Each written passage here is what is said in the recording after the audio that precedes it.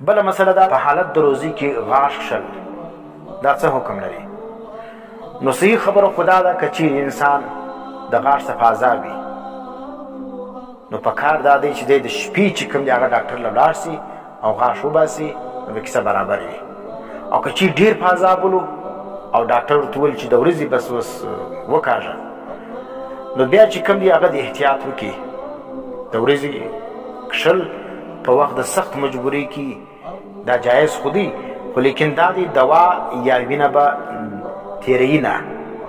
که چیرې وینه یا دوا چې کوم د هغه تیره سوله او هغه دومره مقدار و چې هغه پر توک باندې د انسان په خوله کې چې کوم ناړې دي پر هغه باندې غالبه وله یا برابره وله من د ناړو په خوله کې څومره ناړې راځي د هغه سره برابره وله یا تر هغه زیاته وله نو بیا خو روزه په دې باندې فاسده ده. او که چیرې کمه وله بیا په هغه باندې روزه فاسدېږي نه. نو روزه چې کوم د هغه بیا قضا راوړې دی.